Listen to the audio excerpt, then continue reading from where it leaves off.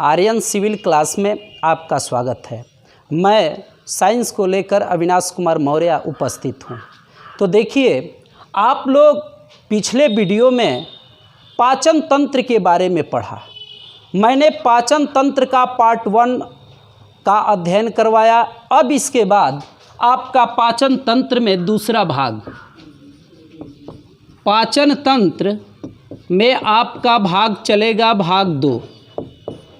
देखिए, पाचन तंत्र में भाग 2 थोड़ा सा आपको याद दिला दें कि पाचन तंत्र में हमने बताया था कि तंत्र में आहार नाल होता है पहला, और आहार नाल के बाद दूसरा होता है ग्रंथियां। इसमें ध्यान दें आप, आहार नाल में मैंने नोट करवा दिया था मुख गुहा। इसके बाद आपका दूसरा था आमाशय, ग्रसनी। इसके बाद था आपका ग्रसनी के बाद तीसरा था आमाशय, जिसको आप कह सकते हैं पेट। आमाशय या पेट, जिसको इंग्लिश में स्टोमच कहा जाता है। इसके बाद आपका छोटी आंत के बाद आपका दूसरा पार्ट ये था बड़ी आंत। अब ध्यान दें, यहाँ तक मैंने बताया कि आहार नाल में मुख गुहा, और मुख गुहा में आपको यहाँ पर मैंने बता दिया था कि मुख गुहा के अंतर्गत क्या क्या आता है। तो दांत के बाद आपका दूसरा पॉइंट क्या आता है, तो दांत के बाद आपका जीभ आएगा। जीभ के बाद तीसरा पॉइंट आपका क्या आएगा, ओठ आएगा। इसके बाद आपका चौथा पॉइंट में लार। देखिए, आप देखेंगे तो आहार नाल का सबसे पहला भाग मुख गुहा। जैसा कि मैंने पिछले वीडियो में बताया कि पाचन की प्रक्रिया शरीर में सबसे पहले कहाँ से शुरू होती है, मुख से। और मुख में जो पाचन की क्रिया में सहायक आहार नाल हैं, उसके भाग हैं दांत, जीभ, ओठ, लार। आपको दांत के बारे में मैंने पिछले वीडियो में प्रोवाइड कर दिया था। अगर नहीं देखे हैं तो उसको जाकर मेरा पहला वीडियो देख सकते हैं। इसके बाद आपका पार्ट आता है जीभ। इसके बाद आपका पार्ट आएगा जीभ। तो देखिए, अब हमारा शुरुआत होगा जीभ से। तो ध्यान दीजिए, अगर कहा जाए कि हमारे मुख में जो जीभ है उसका कार्य क्या है, तो सबसे पहले आप इनके कार्यों पर ध्यान दें कि जीभ का कार्य क्या है। तो देखिए, जीभ का सबसे पहला कार्य है भोजन को चबाकर निगलना, भोजन को चबाने एवं निगलने में सहायता प्रदान करना, निगलने में सहायता प्रदान करना। ध्यान दें, अगर हमारे मुख में भोजन जब जाता है तो जीभ उसको फेंटने का काम करती है, अर्थात उसको चबाने में सहायता प्रदान करती है।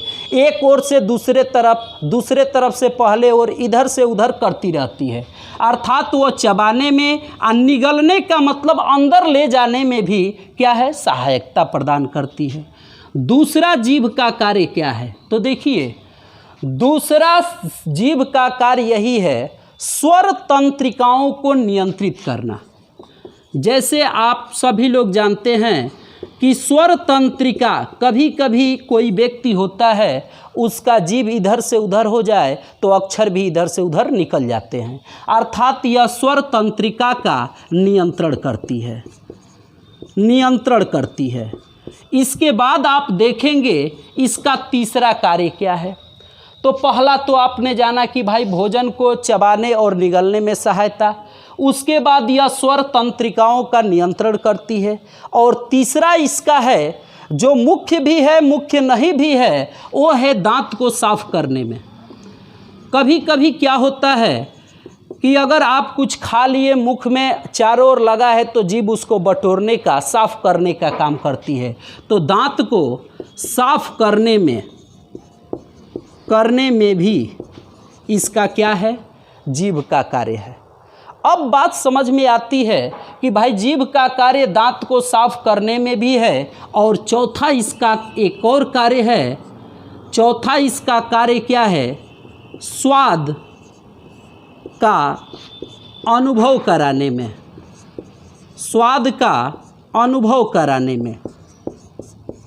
ये तो सभी लोग जानते हैं कि जीभ जो है स्वाद के लिए ही जानी जाती है, लेकिन भोजन में इसका भी पचाने में महत्वपूर्ण भूमिका है, जिसमें आप इसका कार्य जान गए।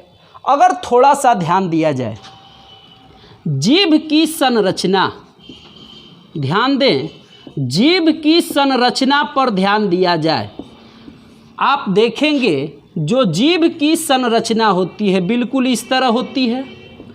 इस जीभ के संरचना में जो अग्रभाग होता है, यह किसका स्वाद कराता है, मीठा का, मीठा का स्वाद कराता है जो अग्रभाग है। इसके बाद आपका दोनों तरफ बगल में ये नमकीन का स्वाद कराता है। किसका स्वाद कराता है, नमकीन का, दोनों तरफ। इसके बाद आपका दोनों तरफ मध्य में किनारे, मध्य में किनारे, यह स्वाद कराता है आपका खट्टा का, यह भी इधर भी हो जाएगा आपका खट्टा। इसके बाद आपका जो पिछला भाग है, पश्च भाग, जो कड़वा या तीखा, कड़वा या तीखा का क्या कराता है, अनुभव कराता है। कुछ भी खाएंगे तो आपका अगला भाग मीठा को बताएगा। इसमें कभी कभी आपको परीक्षाओं में प्रश्न पूछ देता है कि जीभ का अग्रभाग, अग्रभाग किसका स्वाद कराता है, तो अग्रभाग कह दिया तो मीठा में, लेकिन मध्य भाग में दो आते हैं। इसको आपको ध्यान रखना पड़ेगा कि मध्य भाग के किनारे में दो आते हैं, खट्टा भी आता है और नमकीन भी आता है। कभी कभी आपको सिविल परीक्षाओं में प्रश्न ऐसे उठाता है कि जीभ का अग्रभाग से लेकर आप पश्च भाग तक स्वाद ग्रहण करने का सही क्रम है, तो आपका सबसे पहले आगे से पश्च चलेंगे पीछे, तो आपका मीठा, उसके बाद नमकीन, उसके बाद खट्टा, उसके बाद कड़वा। तो इस तरह आपको क्रम भी याद रखना पड़ेगा। अब बात आती है जो बीच का भाग बचता है, इसमें होता है नो टेस्ट। नो टेस्ट का मतलब कोई स्वाद नहीं। देखिए, जीभ का बीच वाला भाग जिसमें कोई स्वाद नहीं। इसीलिए कभी कभी व्यवहारिक में लोग कहते हैं कि दवा खाना है तो जीभ के बीच में रखकर तुरंत पानी पी जाओ, ताकि दवा चला जाएगा, उसका स्वाद का अनुभव नहीं होगा। तो ऐसा लोग करते हैं, लेकिन आपको बता दें बीच में कोई अनुभव नहीं। अब यहाँ पर बात आती है, ये सभी खट्टा पदार्थ के लिए स्वाद कलिकाएं अलग हैं, नमकीन के लिए, मीठा के लिए, कड़वा के लिए अलग है। अगर देखा जाए तो जीभ में जितने अगर स्वाद कलिकाएं हैं, लगभग 10,000, लगभग 10,000 स्वाद कलिकाएं होती हैं। लगभग 10,000 स्वाद कलिकाएं होती हैं, और यही 10,000 स्वाद कलिकाएं अलग अलग भागों में बटी होती है। अब यहाँ पर आप जीभ के बारे में, जीभ का कार्य जान गए, जीभ की संरचना जान गए, लेकिन हम पढ़ क्या रहे हैं, पाचन। पाचन में जीभ का मुख्य कार्य यही है, चबाने और निगलने में सहायता। चूँकि हम जीभ जब पढ़ रहे हैं तो इसके बारे में हम सारी चीज़ें जान गए। अब सुनिए, अब जीभ के बाद आता है आपका ओठ।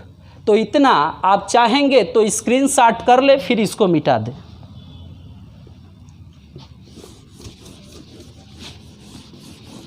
अब देखिए, दांत के बाद आता है अब मुख गुहा में दूसरा भाग है, आप दूसरा भाग हो गया जीभ, तीसरा भाग है आपका ओठ।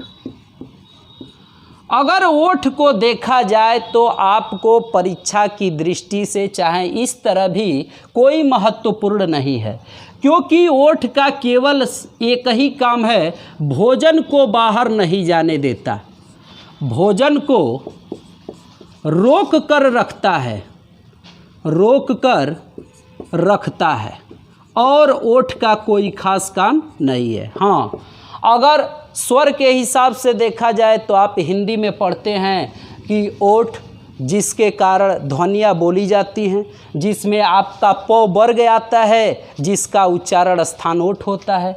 बशर्ते अगर पाचन में देखा जाए तो यह भोजन को आगे मुख से बाहर निकलने नहीं देगा। इसके बाद आपका आता है चौथा पार्ट। ये चौथा पार्ट है आपका लार। चौथा पार्ट है लार। ध्यान दीजिए, लार का सबसे महत्वपूर्ण काम है हमारे मुख में। पहला चीज़ कि हमने ग्रंथियों में भी बताया था कि पहला होता है इसमें लार ग्रंथि। इसके बाद दूसरा बताया था आपका यकृत ग्रंथि।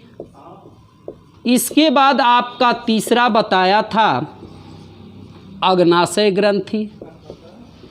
अग्नाशय ग्रंथि। यहाँ पर ध्यान दें, लार ग्रंथि अर्थात लार जिससे स्रावित होता है वह भाग लार ग्रंथि कहलाती है। अब बात आती है कि लार को यदि 100% ले लिया जाए, 100%, तो 100 में से आपका 98% जल होता है।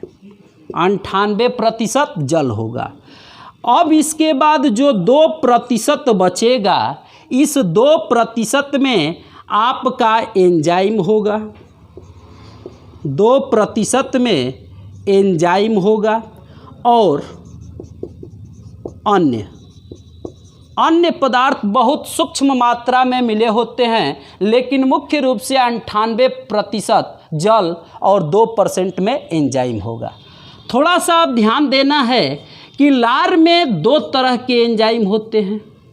भाई, जब लार में एंजाइम होता है, एंजाइम को स्रावित करता है, तो उसमें आपका 2 एंजाइम होते हैं। एक होता है टाइलिन और दूसरा होता है आपका, ये टाइलिन हो गया, और दूसरा लाइसोजाइम। लाइसोजाइम देखिए, टाइलिन और लाइसोजाइम ये 2 एंजाइम हैं जो लार में पाए जाते हैं। कभी कभी परीक्षाओं में पूछ देता है कि टाइलिन एंजाइम किस ग्रंथि से स्रावित होता है, उसमें आपका ऑप्शन दे देगा लार ग्रंथि, यकृत ग्रंथि, अग्नाशय ग्रंथि, अवंटू ग्रंथि। तो आप कहेंगे कि टाइलिन स्रावित होता है लार से। तो यह एंजाइम है। एंजाइम हमने पिछले वीडियो में बता दिया है कि एंजाइम जैव उत्प्रेरक का काम करते हैं, अर्थात हमारे शरीर में जो भी भोजन प्रवेश करता है सबको पचाने में महत्वपूर्ण भूमिका निभाने वाले जैव उत्प्रेरक एंजाइम हैं। अगर मैं आपको केमिस्ट्री के दृष्टि से बता दूं तो यह बता दूंगा कि जो एंजाइम होते हैं, एंजाइम अगर हमारे शरीर में न रहे तो भोजन को पचाने में, अगर एक थाली भोजन कर लिए, एंजाइम न रहे बिल्कुल, तो एक थाली भोजन को पचाने में आपका 50 वर्ष लग जाएगा। ऐसा केमिस्ट्री में लिखा है। तो यहाँ पर ध्यान दें, मुख से लेकर के यकृत होते हुए, अग्नाशय होते हुए, छोटी आंत तक आपका हमेशा एंजाइम स्रावित होगा और वह पचाने का काम करेगा। तो यहाँ पर जानिए भाई, टाइलिन क्या करता है। तो टाइलिन जो स्टार्च होता है, स्टार्च जिसको हम मंड भी कहते हैं, उस स्टार्च को माल्टोस में परिवर्तित कर देता है। माल्टोस में परिवर्तित कर देता है, परिवर्तित कर देता है। यहाँ पर जानेंगे, थोड़ा सा दिमाग में आएगा कि सर ने बता दिया कि टाइलिन स्टार्च को माल्टोस में परिवर्तित करता है। स्टार्च है क्या? अनाजों की शर्करा। जितने आप अनाज खाते हैं उसका पाया जाने वाला मिठास जिसको कहते हैं शर्करा, और वह है आपका स्टार्च। और उसी अनाजों की शर्करा स्टार्च को अर्थात मंड को यह माल्टोस में क्या करता है? परिवर्तित कर देता है। कौन? टाइलिन। और देखिए सबसे बढ़िया यह एंजाइम है लाइसोजाइम। पूछा जाता है, प्रश्न कई बार पूछा गया है कि मुख में बैक्टीरिया को मारने वाला एंजाइम कौन सा है? लाइसोजाइम। देखिए प्रकृति ने हमको कैसा बनाया है कि अगर देखा जाए तो लाइसोजाइम जो मुख में रहता है, और जैसे ही भोजन करिए तुरंत उस भोजन की बैक्टीरिया को मुख में ही यह लाइसोजाइम क्या करता है? मार देता है।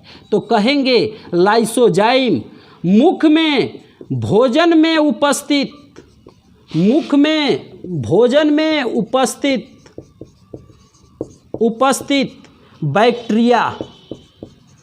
बैक्टीरिया को मारने का काम करता है। बैक्टीरिया को कह दे नष्ट कर देता है, नष्ट कर देता है। अगर लाइसोजाइम की बात किया जाए तो आपको मैं बता दूं कि यह लाइसोजाइम केवल मुख में ही नहीं, यह लाइसोजाइम हमारे पसीने में, हमारे आँख के आंसू में भी पाया जाता है। आँख के जैसे कभी कभी सिविल परीक्षाओं में इससे प्रश्न उठाता है, कैसे उठाएगा? कह देता है कि लाइसोजाइम निम्न में से किसमें नहीं पाया जाता है, तो उसमें दे देगा आंसू, या कह देगा अश्रु ग्रंथि, लार ग्रंथि, उसके बाद पसीना निकलता है स्वेद ग्रंथि, और उसके बाद एक और विकल्प दे देगा, जैसे कह दिया कि यकृत ग्रंथि।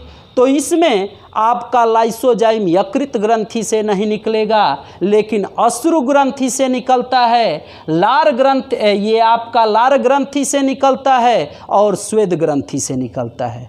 तो इस लाइसोजाइम को बहुत वेरी इम्पोर्टेंट चीज़ है, इसको दिमाग में रखना चाहिए कि यह आंसू में पाया जाता है, पसीने में पाया जाता है और लार में पाया जाता है।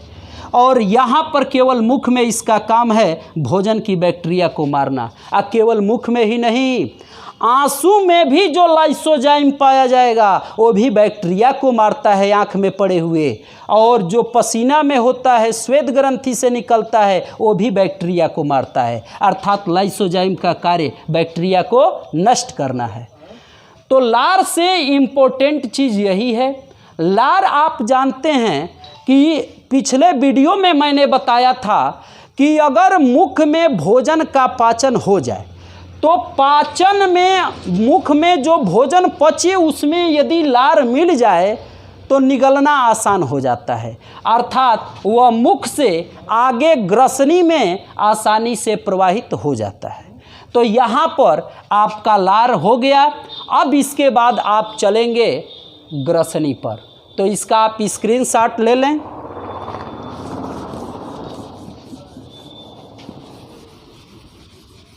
देखिए सबसे पहले मुख गुहा की बात हुई, अब मुख गुहा के बाद आपका चला जाएगा ग्रसनी पर। एक वेरी इम्पोर्टेंट क्वेश्चन याद आया। आहार नाल में आप जितना यह 5 मुख्य पार्ट देख रहे हैं, यह आहार नाल है जिसमें से भोजन एक दूसरे में जाते जाते गुहा में प्रवेश करता है। तो यहाँ पर जो ग्रसनी है, कभी कभी पूछ देता है कि निम्नलिखित आहार नालों में से कौन सा आहार नाल है जो पाचन की क्रिया नहीं करता। आहार नाल सभी हैं, 5 आहार नाल हैं, लेकिन कौन सा आहार नाल है जो पाचन की क्रिया नहीं करता, उसमें पाचन नहीं होता है। तो ये है आपका ग्रसनी। ग्रसनी में भोजन का पाचन नहीं होता, भोजन का पाचन नहीं होता, भोजन का पाचन नहीं होता, नहीं होता है। एक बात ध्यान रखें, जब हमारा फर्स्ट माने पार्ट 1 वाला वीडियो देखेंगे उसके साथ इसका कॉम्बिनेशन करा कर चलेंगे, तभी आपको बात बिल्कुल समझ में आएगी। अगर बीच से देखेंगे तो आपको थोड़ी समस्या हो सकती है। लेकिन देखिए आगे यहाँ पर ग्रसनी है तो हमने बता दिया भोजन का पाचन इसमें नहीं होता। तो नहीं होता तो होता क्या है भाई? जब पाचन नहीं होता तो इस ग्रसनी में होता क्या है? तो देखिए मुख के बाद यही है ग्रसनी, जो लेकर जाती है कहाँ तक? आमाशय तक। आप इसको फिगर के माध्यम से भी थोड़े से में समझ सकते हैं। अगर इसको देख लिया जाए कि यह मुख गुहा है मुख गुहा से यही है क्या, ग्रसनी। यही है आपका ग्रसनी जो लेकर जाती है किसमें, आमाशय में। देखिए आमाशय में लेकर जाती है। तो ग्रसनी क्या करती है, मुख गुहा को आमाशय से जोड़ने का कार्य करती है। ग्रसनी क्या करती है, तो मुख गुहा से आमाशय को, या कह दे कि मुख गुहा से आमाशय में भोजन पहुंचाने का कार्य करती है। भोजन पहुंचाने का कार्य करती है। पहुंचाने का कार्य करती है। देखिए यह आपका मुख गुहा है, मुख है, और यहाँ से मुख जो है ग्रसनी की माध्यम से भोजन क्या होता है, मुख गुहा से इस आमाशय में प्रवेश करता है।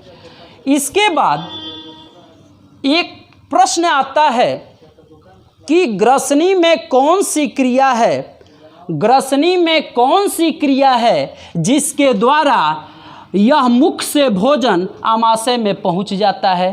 तो आपका ग्रसनी में क्रमाकुंचन की क्रिया होती है। क्रमाकुंचन की क्रिया होती है। इसी क्रमाकुंचन की क्रिया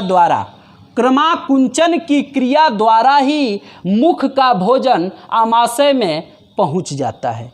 यह क्रमाकुंचन की क्रिया किस में होती है, ग्रसनी में होती है। तो देखिए यही तीन चीज़ आपका ग्रसनी के लिए महत्वपूर्ण है। पहला तो वेरी इंपॉर्टेंट ग्रसनी से क्वेश्चन यही बनता है कि कौन सा आहार नाल है जिसमें भोजन का पाचन नहीं होता, तो यह है ग्रसनी, या इसको ग्रास नली भी कहते हैं। इसका दूसरा नाम आप क्या कह सकते हैं, ग्रास नली। ग्रास नली, और इसमें भोजन का पाचन नहीं होता है। फिर आप जान गए कि मुख गुहा से आमाशय में भोजन पहुंचाने का कार्य करती है कौन, ग्रसनी। ग्रसनी में कौन सी क्रिया होती है जिससे मुख गुहा से आमाशय में प्रवेश करता है, तो ये है क्रमाकुंचन की क्रिया। तो आप जो है मुख गुहा के बाद इस ग्रसनी का अध्ययन कर लिए। इस ग्रसनी के बाद हम तुरंत क्रम से चलेंगे आमाशय, जिसको कहा जाता है पेट। तो आप इसका स्क्रीनशॉट ले लें, फिर आगे बढ़ते हैं।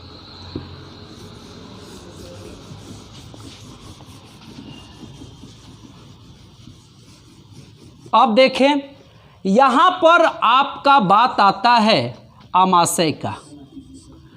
आमाशय या पेट जिसको कहते हैं, आपको अभी मालूम चला क्रम से कि आमाशय में भोजन किसके माध्यम से गया, तो ग्रसनी के माध्यम से। जैसे ही भोजन यहाँ पर आमाशय में क्या करता है, पहुँचता है।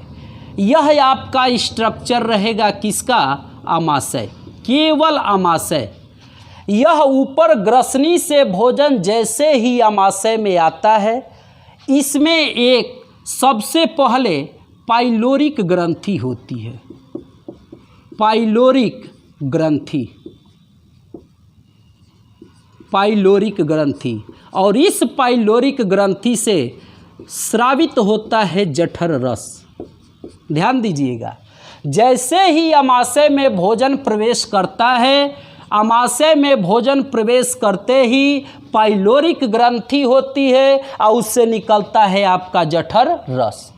बात यहाँ पर आता है कि भाई जठर रस है, तो यह इसका कार्य क्या है। तो देखिए इस जठर रस में आपका दो एंजाइम होते हैं। इस जठर रस में दो एंजाइम होते हैं। पहला एंजाइम आपका होता है पेप्सिन। पहला एंजाइम होता है पेप्सिन और दूसरा होता है रेनिन। एक तरह से कह दें कि पेप्सिन और रेनिन दोनों मिलकर ही पूरा बनाते हैं जठर रस। तो यहाँ पर जठर रस में पेप्सिन हो गया और रेनिन हो गया। पेप्सिन का कार्य क्या है, तो प्रोटीन को पचाना। पेप्सिन का काम है प्रोटीन को पचाना, लेकिन अगर पूरा बताया जाए तो कहा जाए कि यह प्रोटीन को पेप्टोन में बदल देता है। प्रोटीन को डायरेक्ट इस तरह कहें, प्रोटीन को यह किस में बदल देता है? पेप्टोन में, पेप्टोन में बदल देता है। जो रेनिन है यह दूध में पाए जाने वाले केसिन प्रोटीन को, देखिए केसिन प्रोटीन किस में पाया जाता है? आपका ये दूध में पाया जाता है, दूध का केसिन प्रोटीन। इस केसिन प्रोटीन को कैल्शियम पैराकेसिनेट में, कैल्शियम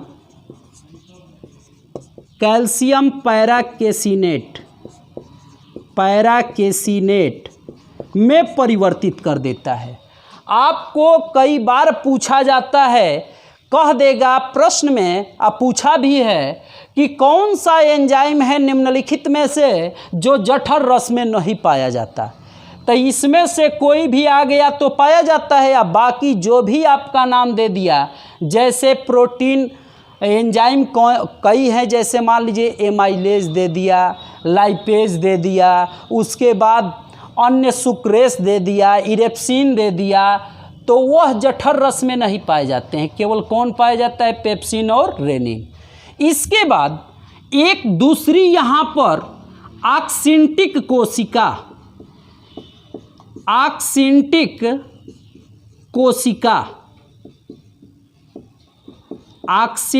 कोशिका आमाशय में पाया जाता है, जहाँ से निकलता है HCl, हाइड्रोक्लोरिक अम्ल। देखिए यही दो पार्ट है, आमाशय में आपको पाइलोरिक ग्रंथि और ऑक्सिंटिक कोशिका। ऑक्सिंटिक कोशिका से हाइड्रोक्लोरिक अम्ल HCl स्रावित होता है। अब बात आती है कि HCl का कार्य क्या है। जैसे यह रहा कि जठर रस, तो जठर रस में पेप्सिन और रेनिन।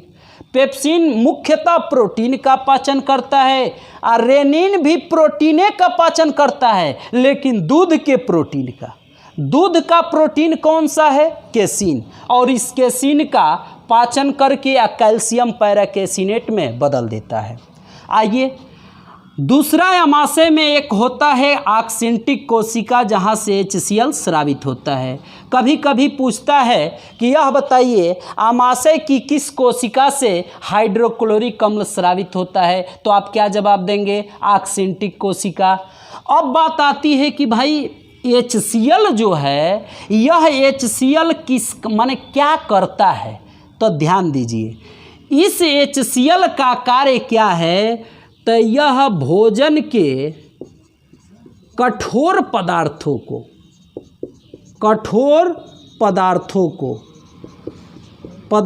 को गलाने का या घुलाने का कार्य करता है। पदार्थों को घुलाने का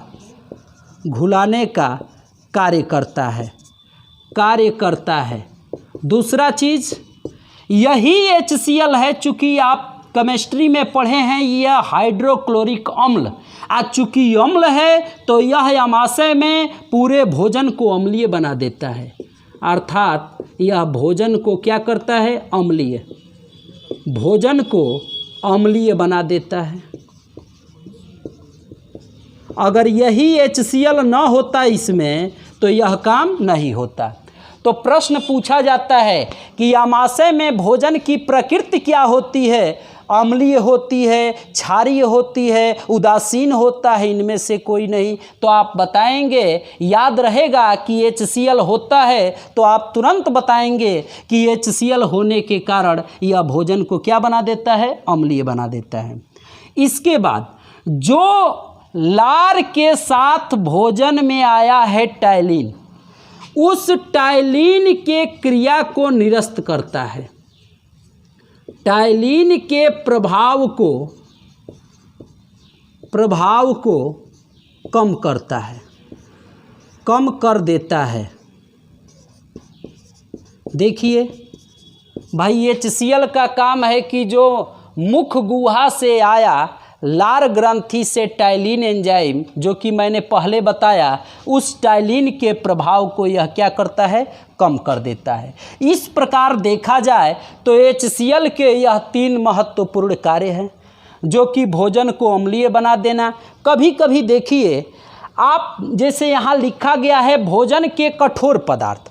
कठोर पदार्थ में आप समझेंगे कि कठोर पदार्थों में जैसे मान लीजिए कोई बच्चा है, पत्थर ही खा गया, तो पत्थर भी खा जाएगा, तो पत्थर को गलाने का भी कार्य कौन करता है, HCl करता है।